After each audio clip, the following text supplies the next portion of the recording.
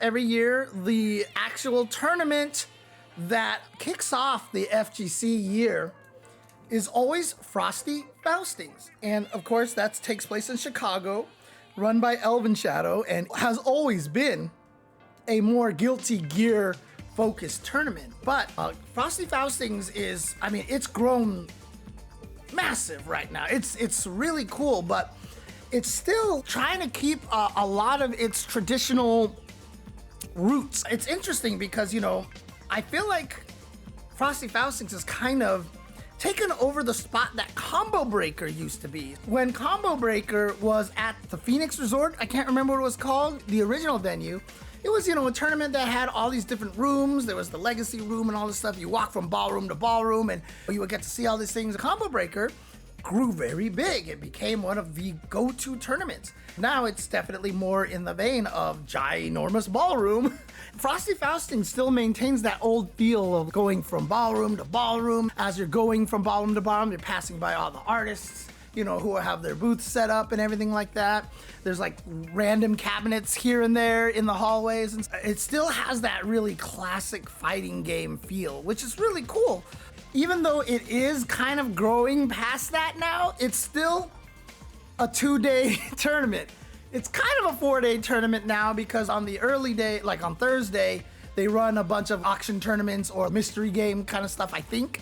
Or, you know, they don't run the main games, basically. If you just come for Friday and Saturday, you can play your entire Street Fighter 6 tournament, Guilty Gear Strive tournament, Super Turbo tournament, NBC2 tournament. On Sundays, where they run a lot of 2v2s, so you can spend more time there and hang out and play for a longer weekend, but you can also just be there for a couple of days and head out if you don't have the ability, you know, to take that much vacation time. And so the tournament really still maintains a lot of really cool grassroots kind of feel to that. And again, it's I mean, you can see it right down here, right? It's great whenever it's offline again. You know, I mean, seriously, like outside of First Attack in Puerto Rico, I think the last offline tournament, you know, I'm not counting like EWC, which was an invitational, like EVO is kind of the last offline tournament I've been to, right? And so like it's been almost half a year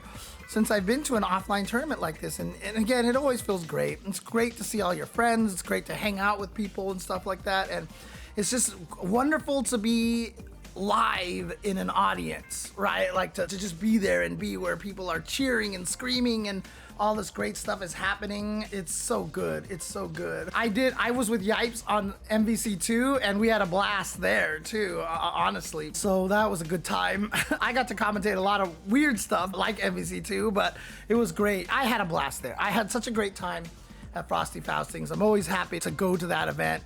And the Mikes run a really awesome tournament. Yeah, obviously, like I said, it's a big Strive event, and it was an Arc World Tour event. And so one of actually the main storylines that came out of this was that last week I did the Ultra Chen TV Awards, and one of my stories of the year was talking about the African fighting game community, which we have to do more to support them because they're out there and they're playing. Because Varix from Senegal won Arc World Tour last year in Strive with his Nagoriyuki. He won that tournament and won the grand prize of $50,000 and went home a hero to Senegal. And it's so cool to see that kind of thing. The craziest thing about it is the winner from last year was not automatically invited back to Arc World Tour. So there's still some people who are missing from that tournament, including Varix. He had a lot of points, but he wasn't qualified yet. But again, shout outs to Varix, because he won Frosty Faustings this year. And so he's back in Arc World Tour. Let's go, woo, you know? And I'm really happy for him, and I think that's awesome. Really, really, really cool to see him back in there, because to me, it wouldn't feel right if last year's champion wasn't there. So I'm glad Varix made it back in. And that feels right to me now. That feels right. It's going to be really interesting to see how that tournament plays out, honestly,